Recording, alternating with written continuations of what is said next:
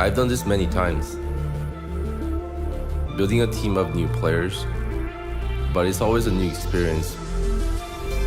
Building a team on paper is one thing, but having them come together in person, play with each other, and interact is a different challenge completely.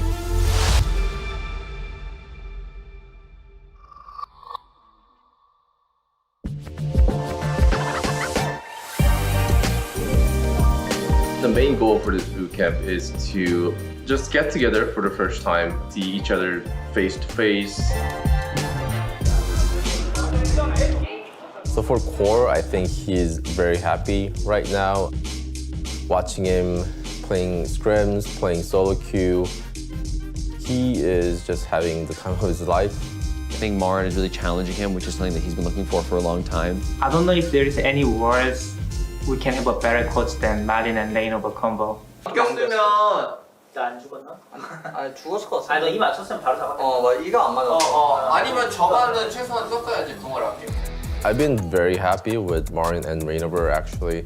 Seeing them giving feedback and how they're actually coaching these players during reviews, even during solo queue time.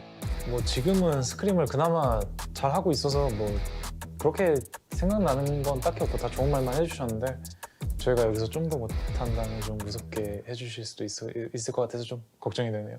As a team, we're able to talk about a lot of stuff, able to talk about a lot of concepts, and I see us improving as a team very quickly. All the guys are also practicing very diligently in solo queue. I stay at the practice room for a pretty long time. I leave to go to my hotel around like 2, 3 a.m. most of the time, and I see all 5 players still playing solo queue. We didn't make any requirements for them to stay and play solo queue longer. These guys are just naturally grinding. They want to practice. They enjoy playing the game, improving and wanting to improve themselves. So I'm just super excited to see how this team is forming up. A week with this team has just completely changed my perspective on what it is like to be a part of a community. First off, I don't speak Korean, shocker, but that has not prevented anyone on the team from trying to have conversations with me and trying to include me, which is so nice. I didn't expect the guys to be so funny and so positive. This is one of my few times to have like this much of like a good vibe despite like winning or losing. 좀 냉정하게 개개인만 따져봐도 제가 굉장히 최상위권에 있다고 생각하고 One thing I can tell you guys is that I know everyone wanna see LCS team succeed in international stage, and then we'll be the one that make your dream come true.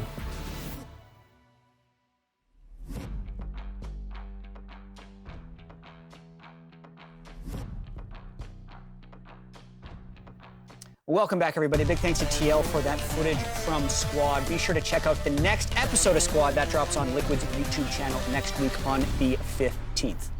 Yeah, and I think for a lot of people, this roster is really exciting. They did not start off how they wanted to, but I do think, watching this, talking to them, this is a long-term project, right? And you heard Core say it there, like, we know you're sick of losing. We think this philosophy is the way to do it, and we will be that team. Which is grinders. Something of just like working hard every day, and that's something that they've kind of expressed, and you're right. It's going to take some time. Hopefully that time starts this week, right now. Yeah, and for me, if I look at the other side, I mean, TL started 0-2, Immortals started 0-2 as well. I do want to pull up the drafts that they had from last week. Important stuff. And specifically kind of pull your attention to the bot lane picks. So you can see right here, TSM picked Lucian, Nami. Normally the handshake for that is like a Zeri Lulu lane, but they instead picked Draven Pike. They lose that game. They just sidestep the handshake. Get to the second game as well. Another bot lane handshake situation. If we look at this draft, it's Sivir, Lulu, when Zeri is there. So they're trying to handshake, but they lose once again. And I did some more digging, actually. I think this bot lane just has a problem with handshakes. So this is footage that happened after the 100 Thieves game. And if you watch Fleshy specifically, one's a little shaky. This one's a miss. 0 for 2. And then he misses 3 in a row. He stick shifted him. Yeah, he gets the last 2. He is a learner, so maybe they'll be able to win towards the end. But we need to break this down a little bit more. So he puts in reverse too, okay. Yeah, so I will say this does go a little bit both ways. Handshaking is a little bit about intuition. So when you see, if you're Fleshy right here, you have to understand that your opponent is not looking at the hand. So then it becomes on you to look at the hand. But I also think this is a little bit of a bait. He's going in kind of for a hug, but it looked like a handshake, I think. All right, let's keep it going. The second one, again, mid-hug, Busio, his eyes are up here. For a second, they were kind of looking over top. Yeah, so neither one's looking at the hand until it's too late. But you got to say, after missing 2 in a row, look, he's got a lot of time. Tenacity saw the awkwardness. Tenacity's cool as hell, so he's already, like, giving him what he should do. You have to be able to make that read if you're going to win handshakes in the LCS. But I will say, Bjergsen, he's locked in. MVP. He knows exactly what's happening. 10 years of handshake experience there. Yeah. So Doublelift and Bjergsen crush the fist. He gave the cock back so you can see it's coming. Veteran experience. Yeah. So that's it with handshaking. Hopefully Immortals can improve on that. And Revenge caught up with Pyosik or Mark, I forget the name, before the game. Let's take a look. Okay, guys. I'm here before the game with Pyosik. So I don't know if you guys saw my vlog yesterday, but Kenvi had some words for him before the match. He told him to be careful. Pyosik, what do you have to say to Kenvi? Kenvi, you die. Oh, I'm invading you. I'm invading you level 1. Watch out. Watch out. Okay, good luck, bro. Good luck. Oh, damn! There's already some blood that's going to be happening on the water. But what's up, guys? We're back. 4th and 5th game coming your way. First one is Immortals and TL. And before we get started with anything, Kobe, it's a very special mid laner's birthday to 22nd birthday, Haeri Kane, baby, from Team Liquid. Everyone say happy birthday. Actually, you know what? We have some time. We're going to sing it properly for him. Let's go. Oh, God. Happy birthday to you. Happy birthday to you. He can't hear, I can tell. Happy birthday, dear Haeri. Happy birthday to you. Oh, he took his iPhone off for a second. There we go. Yeah. Happy birthday, Haeri. You have a good singing voice. Well done. Well done. For a second there, by the way, when they were doing the handshaking analysis, Jat started it with a good point. I thought he was going to go more on the bottom lanes because Yeon and CoreJJ is one of the most hyped up coming into the season bottom lanes on Team Liquid. And they have done both games, every single game so far this year, of Lucian Nami. And Lucian Nami also... First pick Lucian, too, every single time. Yeah, and Lucian Nami getting a little nerf on this B patch that we are playing on now. I think for sure they change it up. With Team Liquid, their expectations going 0-2 in week 1, I have to think they're going to have a completely different strategy here. And there definitely might be some change going into the draft in terms of what priorities what might be. I think the other expectation is how is this roster going to play around Summit? We know that back on C9, there's a lot of focus towards giving Summit a lot of resources. Pyosik back in DRX. Enemies is focused on giving him a lot of resources too, baby. Just the other way around in terms of momentum. But Pyosik coming from DRX, not really necessarily known for giving Kingen a bunch of resources back over in the LCK. It's been more so focused on mid lane and towards the bottom lane, but we'll see if that strategy changes up after a week of scrims, a time to reflect for this, you know, mix of terms of experience, both young and very veteranship on the roster. Definitely will be. And Immortals, you can see, they had the interview there. Revenge has been doing good work with the vlogs, by the way. Follow Revenge, follow Immortals. He's always checking in with all the players, but they're targeting Pyosik right off the bat. The Elise, even more feared than the champion that he's named after. The Elise got the first ban, follows it up with a Kindred ban, 100% targeting towards Pyosik here, and the early action that's possible with an Elise is unmatched by any other champion right now. So Immortals, they're already worried about this early game snowball from Team Liquid.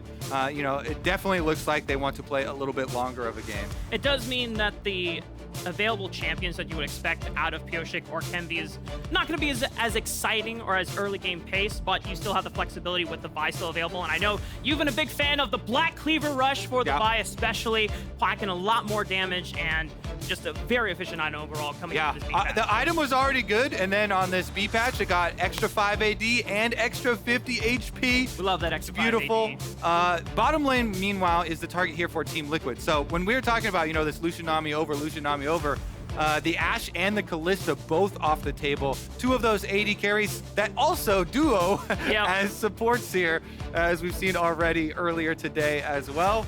Being targeted, and it looks like Immortals want to be the ones to go with the Lucian Nami. Now, the reason that you always go with the Nami pick rather than the Lucian pick first, if you're aiming for that duo, and you'll see it a lot in the LCK, they will just yoink away the Lucian, and then you have to play the Draven Nami instead. Kind of like the second best there, pairing there with the Nami, and that's what they're flirting with right now. Could be the Lucian takeaway, and then the default is to pair the Nami with the Draven instead. This would not be Tactical's first time around with the Draven. Last week, we saw it with the Pyke. Unfortunately, it didn't live up to the hype that we were, really waiting for. But, there's always a second go around, and Tactical has played it to great success in the past. TL answers, you called it, the Lucian trade. Sejuani being locked in for Pyosik, just some standard stuff for the roster. Yeah, I'm a huge fan of Sejuani right now, too. In a world where junglers, perma-farming is not the way to go. Nope. So you're a tank, frontline champion for your squad, plus you can create a lot of ganks with melee solo laners. And you talked about Summit at the very beginning here. If you want to go camp top lane, get him on a melee champion with a Sejuani jungle. That will transition really well towards the later stages of the game as well, since you are going to have that playmaker, that front line. Sejuani, technically, yes, you can as well flex it to have Summit be the Sejuani player. I am assuming that it will be in the hands of Pyosik, though. And there's the Draven that we talked about. Kassadin also locked in for Mr. Revenge up in the top lane. Now, we aren't towards the second banner phase, so this could be an option to lock in your counter, right? And the perfect melee top laner would be the Gwen right now. Gwen, melee, works so well with Sejuani and is really good into Kassadin.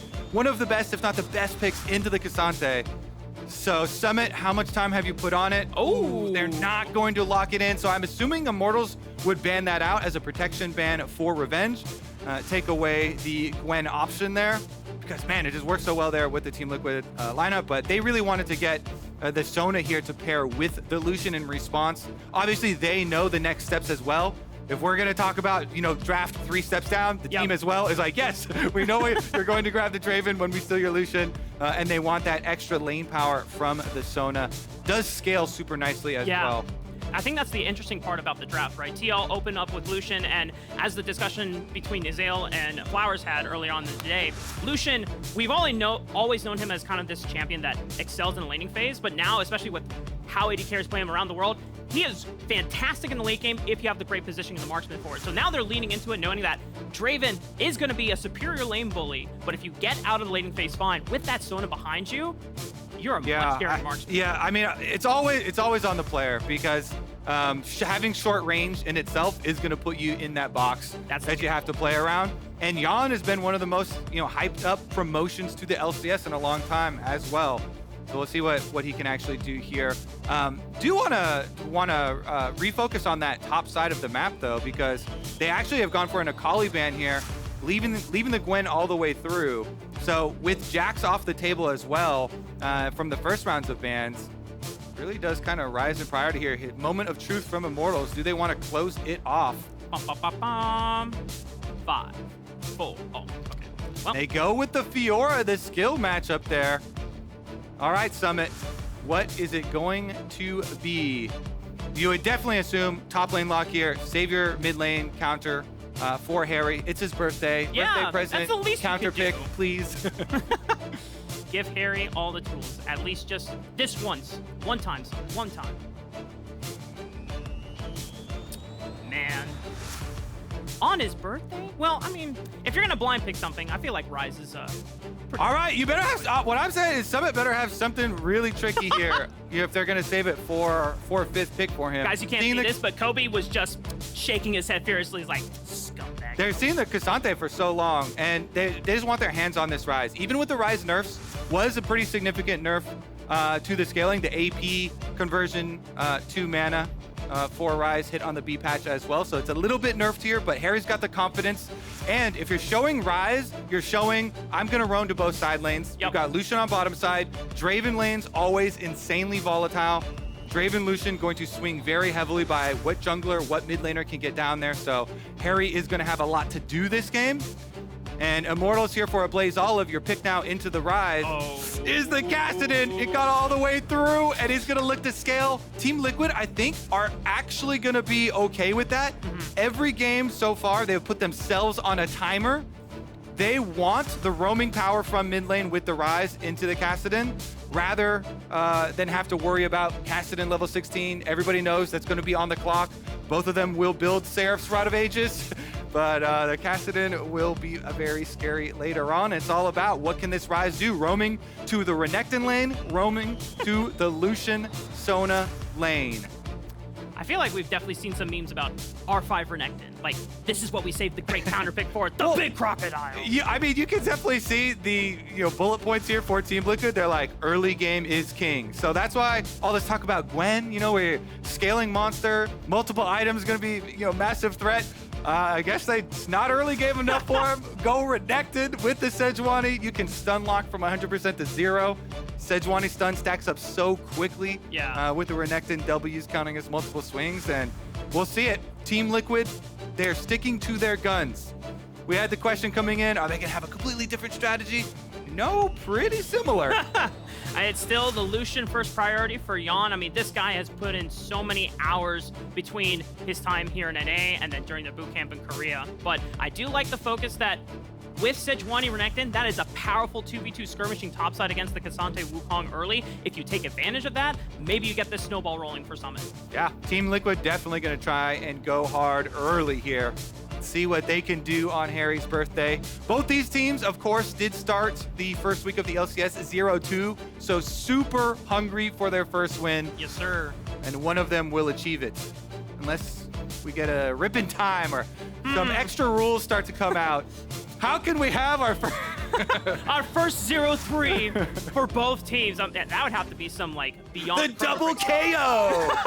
They both knock each other out. Both Nexuses explode. Well, we're on the rift for Game 4 of Week 2, Day 1 of the LCS between Team Liquid and Immortals. And for those that are just joining in, hello, it's Raafaa and Kobe. We're going to have a good time here, folks.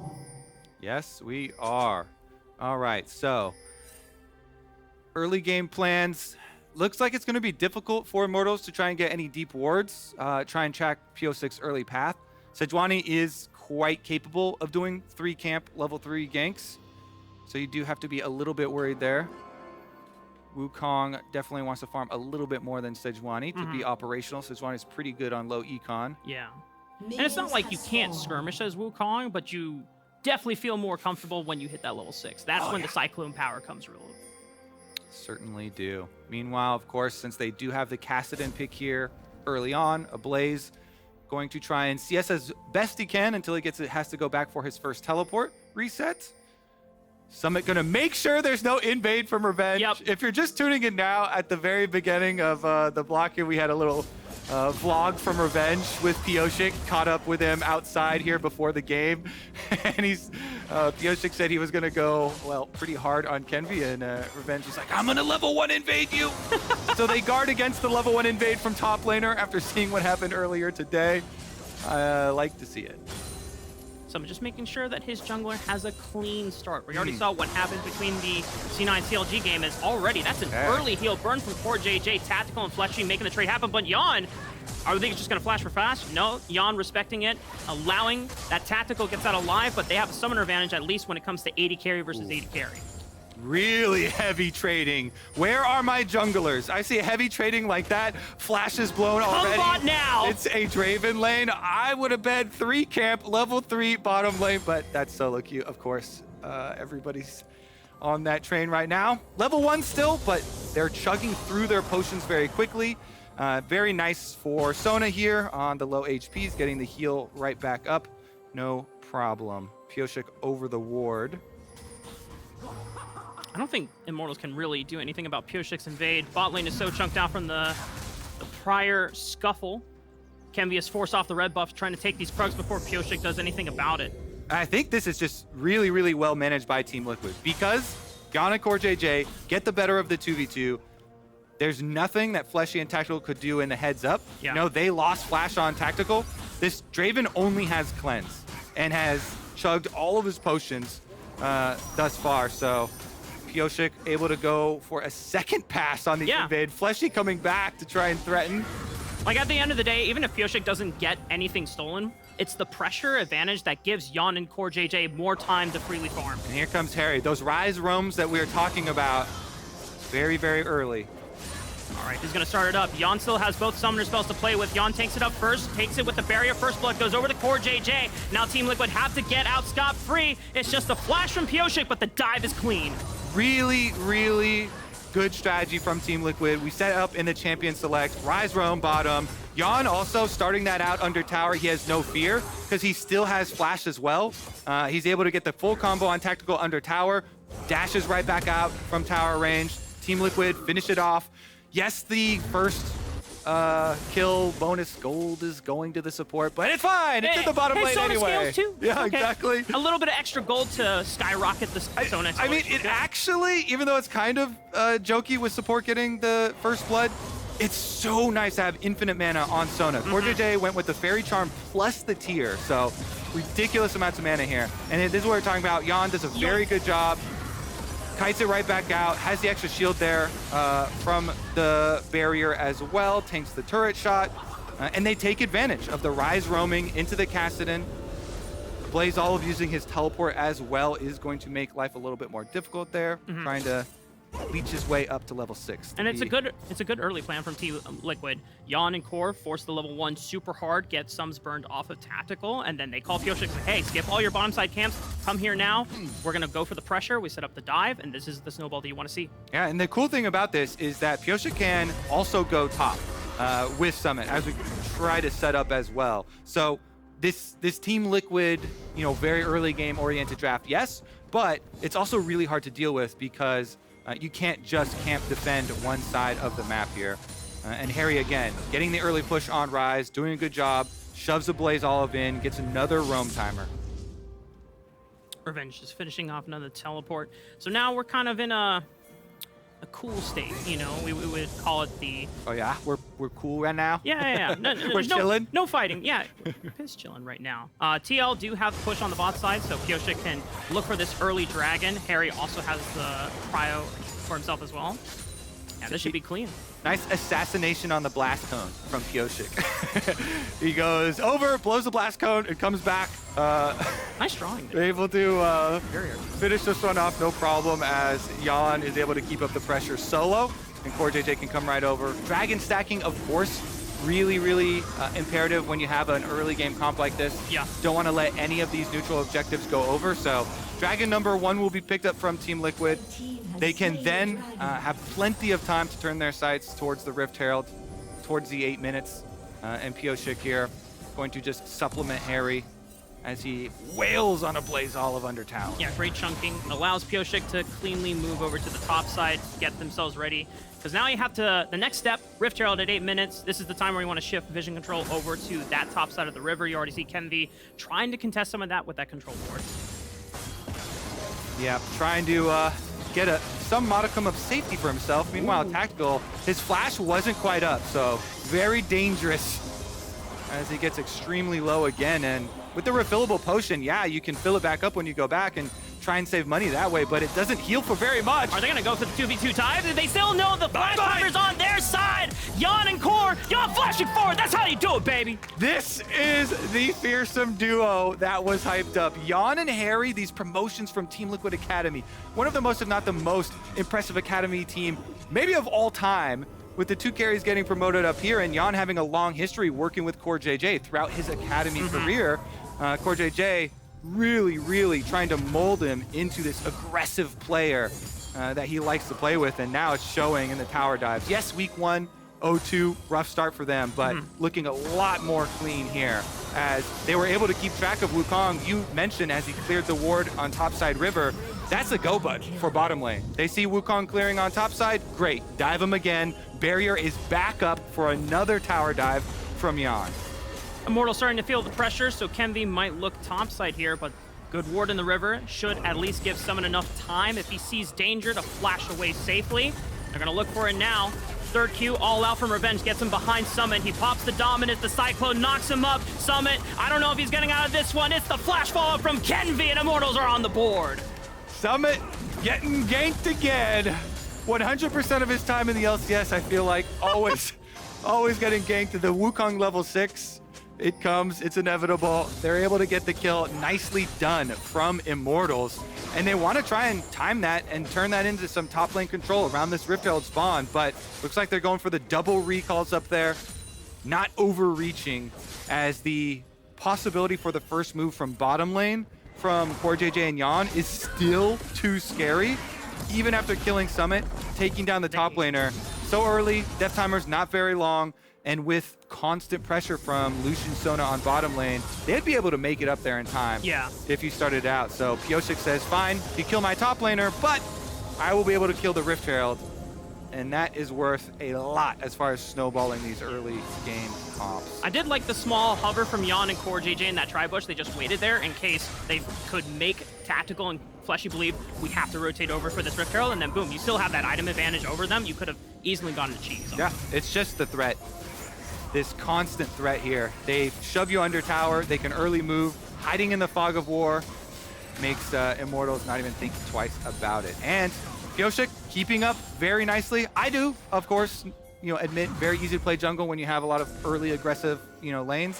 He's keeping up on his checklist here though. They got the early roam bottom, the ganks to get priority for bottom lane, turn it into the dragon, grab the Rift Herald afterwards as well. Now he's level 6. You can continue to force the pace of the game with that ultimate. Yeah, just constantly keeping tabs on where Kenvi is. The fact that Pyosik has scattered him out 3 times at critical moments where Kenvi could have been on the bot side where Yeon and CoreJJ were pushing in, it has given the freedom for both of these guys to act aggressively and just really exert their will onto the tactical Fleshy. Okay, now for the Immortals side, we're looking at the clock, baby. Level 9 for Ablazeolive. He's still counting. It is going to be a while, and there are a couple of difficult blocks in the road towards that level 16.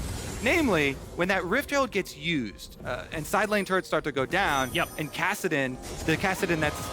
Never mind. Uh-oh. The side lanes are just too painful. What a snipe here. Team Liquid catch him again. Can't even get any vision for themselves to defend. But anyways, the first roadblock they're gonna have to deal with is once these towers start to go down and the split pushing begins, how do you deal with Renekton, Ryze, split pushing, your Lucian Sona, this immovable block of pressure? It's really gonna be difficult scrounging together enough experience even and buying enough time to get there. You can just feel this giant grasp of just pressure closing in on Immortals. They haven't been able to take any outer towers yet. It's very still early on in the game. Bye-bye mid. Rift Herald going to crash in mid lane. It could be the first of many to fall in just the next few minutes. Yeah, they take it down to 1 turret plate.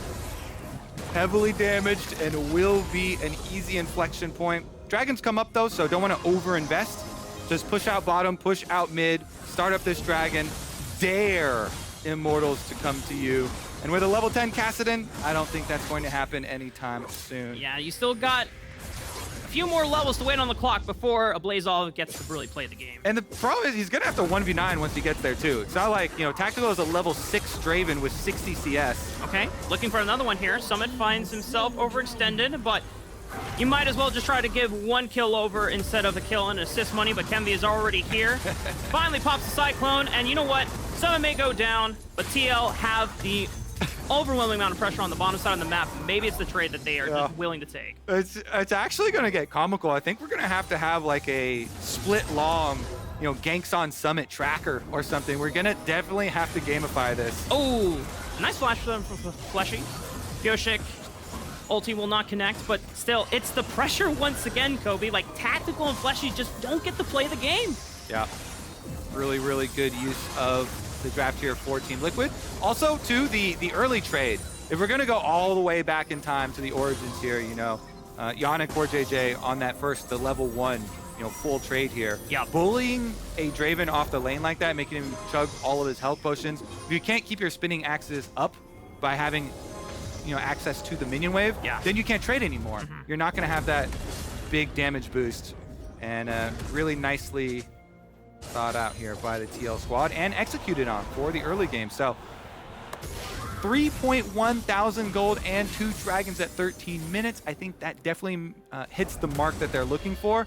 Yes, ideally, Summit's able to play weak side a little bit more cautiously, but is definitely an investment of resources as well with, flash from Kenvi in the first gank plus the ultimate, then second gank coming around as well. I think Team Liquid are okay if Immortals are trying to spend all resources up there, because don't think Kassadin is going to be able to 1v9 them.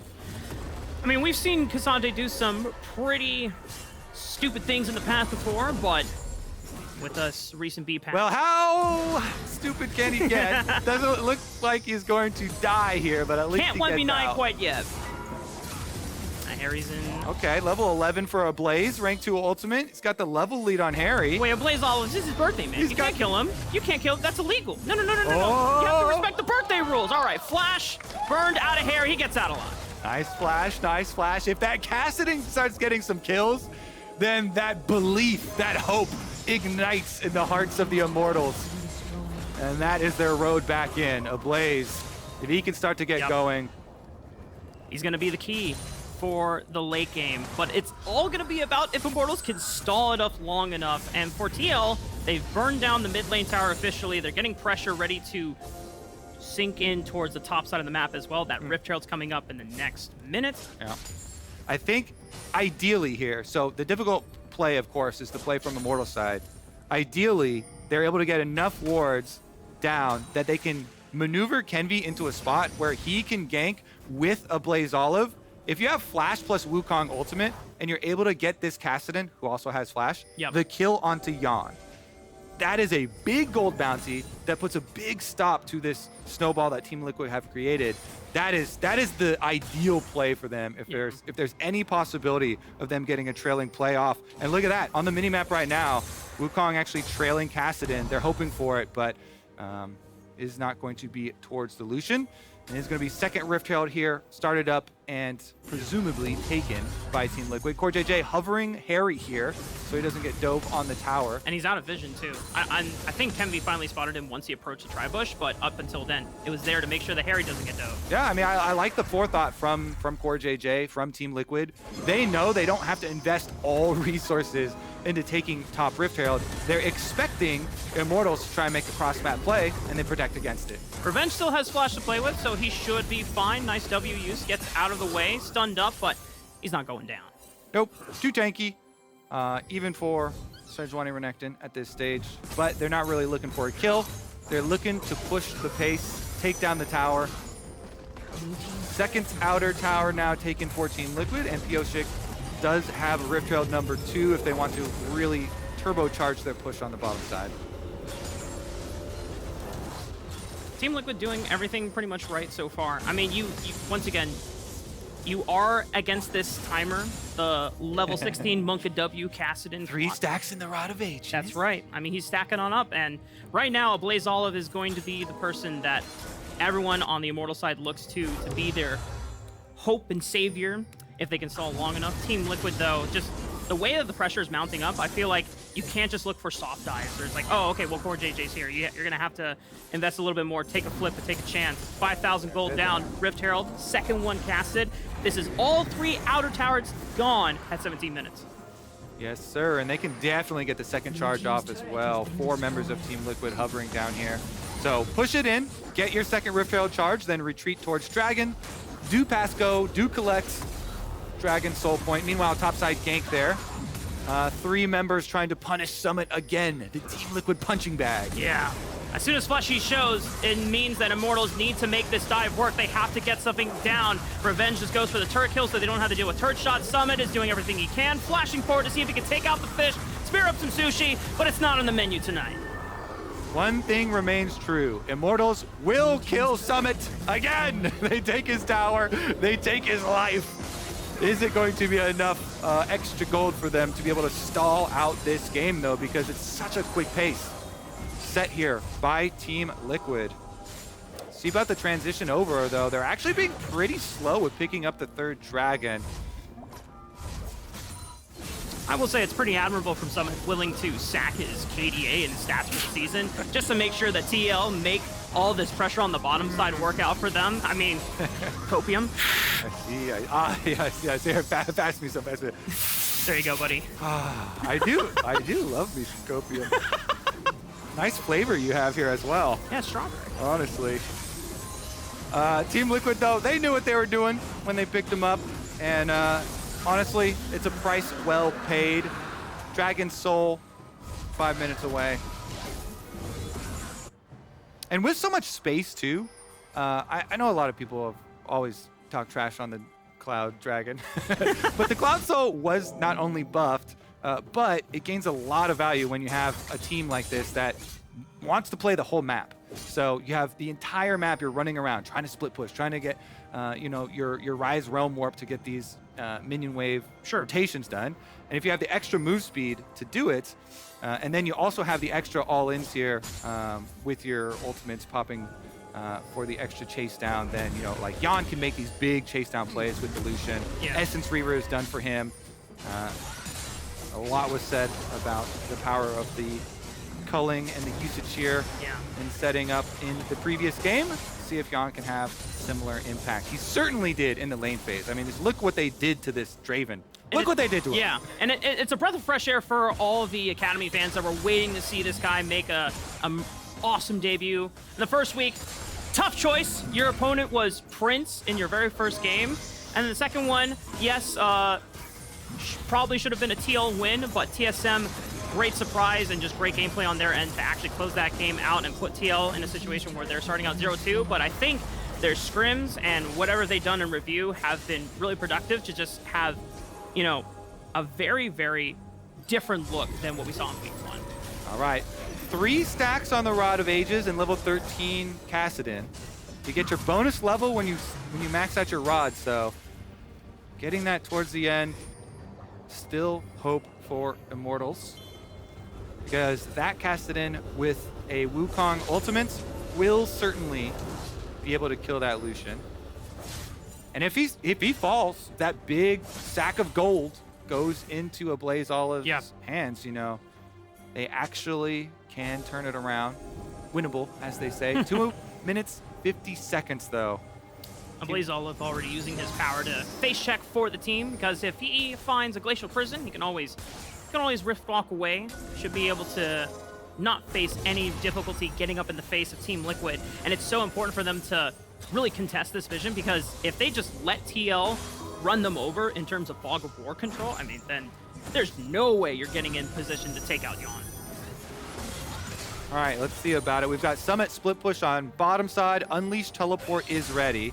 Looks like Kassadin going to match him now. See how far he can get it in. Rest of Team Liquid, when you've got your split pusher with the wave advantage, easily rotate over to Baron, clear all the vision, make your opponent sweat, see what extra resources you can get out of them. Okay, dead center on Kenvi, but he uses the clone to get away. Flash, Cyclone, Haeri popping the Realm Warp. Do they continue the chase? Yes, they do for his birthday, baby. He's gonna flash out, still gets hit by the tidal wave, and now here comes the all-out from Revenge. He finds Johnny, looks for the Assassination 10. That's huge for Immortals, and now can they turn the heat on? Ablazeolive, Rift walking into the team. It's still 4 members to 4, but Immortals, can they have the firepower? Huge for Revenge and Ablazeolive! The Immortal solo laners shout all the doubters down, and Team Liquid are floundered. Haeri finds one back, but that's a huge turnaround for the Immortal squad. It certainly is. They got the big shutdown. It didn't go into the Kassadin, but Revenge, a happy recipient of that one. Nice job by him. He flanks Yeon, ults him across the longest wall over, is able to finish him off before Yeon could even flash. Beautiful assassination there from Revenge on the Kassadin. Take another look at how it started, though. The pick from Pyosik, nicely started. They are not juked at all. They immediately chase on Kenvi. Realm Warp here, full commitment. They know they can finish. And it's just the Hail Mary from Immortals. The teleport in, Revenge right next to Yeon. Yeon doesn't get to move until the very end there. So no flash from him upon arrival of Revenge, and instantly gets kicked through the wall, taken out of the game. And then the chase down here, Ablazeolive tries to start out. They get the slow. Revenge gets a really nice two-person Q number 3 to lock them both back in. Haeri, though, is not giving this one up easily. He put in a lot of work here and is able to fight him off, get one back for Team Liquid. And it's just in time for the Dragon arrival. 20 seconds on the clock. Recall from Haeri does have Unleashed Teleport to join for the Dragon Soul fight. And while Team Liquid still have a decent 5,000 gold lead over Immortals, that is huge in terms of just stalling out the game and making sure the TL can't just run you over. Pyosik has this flank on the backside. Who does he look for? I imagine that Ablazeolive and Revenge have to be at the top of your list for people you want to hit with that Glacial Prison Summon, and Pyosik now making the left side flank, forcing them away from the Dragon. You can get important cooldowns, even if you don't win the fight or you don't get any kills off of it, you can always just go back to the Dragon and take the prize that you want. Prison down onto Revenge. He's forced out. He doesn't go down. Ablazeolive Rift Heralds away. Summon turns on to Kenvi. The Monkey King goes down. Team Liquid this time, they're fighting on their own terms, and they forced away the important carries, and TL will take their claim. There's so much to take right now for Team Liquid. They're going to go grab the Baron. Are they going to try and make sure there's nobody sneaking around towards the Dragon? It looks like they're confident enough. Oh yeah, Summit's kind of debating if they want to keep any eyes on it, but teleport used here for Immortals. They're coming to actually contest. Ablazeolive. All right, we've seen steals from many different types of champions, Pyosik, but it's okay. Pyosik's trauma will not come back to haunt him again. There's no Varus in this game. You have no fear, buddy. And now Team Liquid get to move on over to the Dragon. They look for a pick, maybe. Realm Warp over there a lot quicker. Burn this thing down. CoreJJ on that side of the Realm Warp doesn't go inside the pit, but it doesn't matter. They also get the Cloud Soul. There was a little spark there of hope for Immortals when Revenge is able to get the assassination on Yeon in the previous team fight, but Team Liquid, they are not deterred. Good focus from them. To just re-engage, set up another pick for themselves. So much damage dealt to Revenge in the beginning of that fight. They had the health lead on the front line, so they're able to just run them all back. And unironically, Summit did a good job, distracting and baiting so many cooldowns. He uses a slice and dice plus the flash. He got the Nami ult plus drew them all over to the side, gets his Gore Drinker heal off, so he lives there in the critical team fight, drawing everything out so that Haeri and Yeon can just burn through the enemy front line, and Team Liquid make it over the edge. That's the last big hurdle here for them. Now with Baron plus the Dragon Soul, much easier for them to return to the siege. Summon also pushing on the bottom side of the map, getting this minion wave prepped in synchronization with TL's mid-wave push. They find Revenge. He's stunned up. He's tanky all right, but is he tanky enough? I don't think so. Team Liquid find the kill onto their superstar tank, but Haeri is sacrificed as a resort, getting cut off by Immortals, but that's okay. They still got firepower in their young rookie prospect in Yeon, being able to gun down. Tactical's gone. Fleshy is speared up once again. Pyosik just distracting Kenvi. Doesn't even matter if he wins the 1v1. He just needs to buy time because Team Liquid have their sights on the base. Team Liquid are inside. Pyosik and Kenvi playing jungle tag over here in the river, while the rest of the team assaults the level 16 Kassadin. All right, he's level 16 Ablazeolive. Do you have the firepower? Do you have the 1v9 potential? Oh no, he goes golden. Someone tanks up the first turret shot. Ablazeolive Rift walks out. Nexus is exposed. You don't even have to kill the Kassadin, just go for the end, but they add up to the KDA. Team Liquid take their first win of the Spring Split. Team Liquid stick to their guns. They draft super strong side lanes, roam lane in the middle. Immortals draft right into it too. With the Kassadin pick there, that's just gonna mean Ryze.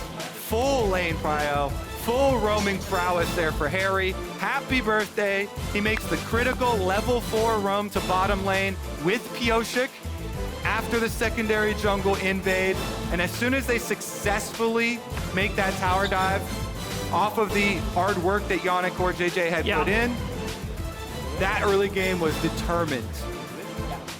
This is what Team Liquid wanted to show back in week 1. But the synchronization, the comms, maybe it was the nerves from both Haeri and Yeon being the newest players to the LCS, but getting used to it. All it takes sometimes is week 1 to get back into review. I mean, you look at some of these young guys, they grind so hard, especially Yeon. He puts in so many hours off cameras, off screen, staying even long before everyone else goes home just to get one more solo queue game. This guy wants to be one of the best. This is how you start. Nice tower dives, Team Liquid. Well played, well played. They're on the board with a win. They've been very outspoken about wanting to win through hard work, be the hardest working team in the LCS. And since they started week 1 at the bottom, now they're starting to climb their way up. For Immortals, a 0-3 start, not ideal, but talking with their general manager, they know that they have a lot of hope and vision for what this team could be. And even though that they would ideally like to have a strong start in spring, you know, you can't always get what you want, but, you know, if you trust the process, they know the players that they really want to elevate and really build around, you know, it just takes time. And I think one of those players is definitely Kenvi, who now working with someone like Xmithy, who he has a lot of admiration for, affectionately calls him Papa Jake, you know, off screen as well. He is someone that we know, especially from the academy scene, has the makings of being a great jungler. He just needs a little extra push, you know, and someone like Xmithy could be the guidance that he needs later on in the split. And I think every team in the league is looking at Immortals and being like, they need an extra push. This team has a lot to work against right now. You know, climbing up from the bottom here. We'll see if they can make it budge, make any of these teams budge, because this year, the LCS, every team is pretty improved a lot. Yeah. So it's looking pretty stacked here, looking up those standings. It's going to be a hard-fought battle here for Immortals. Hopefully, you know, we can see some good improvements from them as the season continues. Yeah, and I think Immortals recognize that too. Like, I mean, every single team came in with a strategy to rebuild their roster for 2023. Some ran Except CLG. Yeah. Well, that was their strategy. It's like, we don't need to change anything. We've got everything we want right here, right? But, you know, everyone started adding in some younger talent, adding in some veteran pieces to really facilitate the younger talent that they have. Everyone has a different approach to how they want to go about it. But, you know, we're going to see how that all unfolds as we track all the teams into the spring split. But for now, we're going to be joining Emily, Pyosik, and CoreJJ for our Verizon postgame interview right now. Hello, I'm here with victorious TL members Pyosik and CoreJJ, so thank you for joining me. Thank you. Thank you. First, I did want to ask Pyosik, and I'm going to be relying on Core a little bit for translation here. You obviously did not have the successful start that you wanted in week 1. If you could describe some of, I guess, the difficulties you had and how it feels to get your first win in North America. 첫 번째 주에 뭔가 잘 안 풀렸는데 그때 뭐 기분이 어땠는지 한번 지금 이기고 나니까 기분이 어떠냐? 첫 번째 주에 저희 팀이 합이 잘 안 맞아가지고 개인적으로 한타에서 좀 아쉬웠는데 그래도 2주차 때 잘 연습해서 많이 보완한 것 같아서 되게 기분이 좋은 것 같아요. Yeah, for the first week, we didn't think well, especially we didn't play well in the team fight, but I think because we practiced a lot, so we improved in terms of those parts, so we got better. And this question is actually for you, Core, Okay. because a lot has been made about Team Liquid's whole strategy and philosophy going in. You guys said, you know, you really specifically wanted to not only have all of your comms in Korean, but also model their schedule and really, really grind and practice very, very hard so you could become a successful team for North America on the international stage. Could you talk to me a little bit about your current practice schedule and your philosophy around that? Well, our practice schedule is like we have a scrim from 12 to 3 and then 5 to 8, I believe. And then we just play some solo queues between scrim blocks and after scrim. And usually people go back home around like 1 or 2 a.m. Yeah, and then I think I don't care if you practice a lot or less. This is not the matter. I think all I wanted to do is like to win and then to get a better result. And I believe if practice help us to get a better result by little, I would do it. And then having experienced, this is also for you, Core, having experienced the difficulty of kind of going to an international stage and realizing how, not necessarily far behind, but like what you need to do to catch up to teams. How do you kind of overcome that while still grinding in North America? Well, one thing I know is like the other recent players are not watching LCS that much, but we watch the other recent game a lot. So one thing I realized is like when you get to the international stage, they don't know us, but we know them. And then this plus if we have a like fundamental skills, I think we can make some big impact. Okay. And then this question is for Pyosik. What has it been like? Because obviously you just won a world championship and now you come immediately to North America. What has it been like kind of practicing and developing with your teammates, and how do you like being here thus far? 그 월 챔피언이었고 지금 여기 왔는데 뭐 지금까지 연습이나 뭐 이런 게 어떻고 그냥 여기 생활이 어떤지? 일단 생활적인 면에서는 확실히 한국보다 좀 더 자유로운 그런 환경인 것 같고요. 그리고 이제 연습 같은 경우는 이제 높은 대회를 바라봤을 때는 전체적으로 좀 아쉽긴 한데 그래도 일단 하나하나 많이 나아지는 게 보여가지고 되게 뭔가 나아지는 걸 보는 기분? 발전하는 모습을 보는 기분으로 되게 좋은 것 같아요. So in terms of lifestyle, here is more there is more freedom in here, so he liked it. And in terms of like the practicing here, and he thinks like the level of NA is like not a high class level yet, but watching us developing is like fun. Okay. And then finally, I don't know if you would have been expecting this, but people are really familiar with your dances after winning. So I was wondering if you had a Pyosik dance for us today. 분위기가 뭔지 알 것 같은데. Sorry. You know. 보여달라는 거예요? 있는지. 표식 댄스가. 생각 안 했는데. He didn't think about it. 그 다음 게임 이기면 보여줘.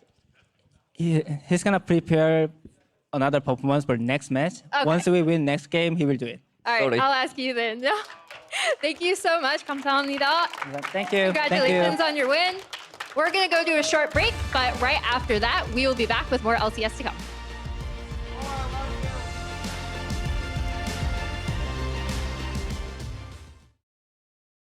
Have you ever been scared for your life? Yeah. In your life? I almost died.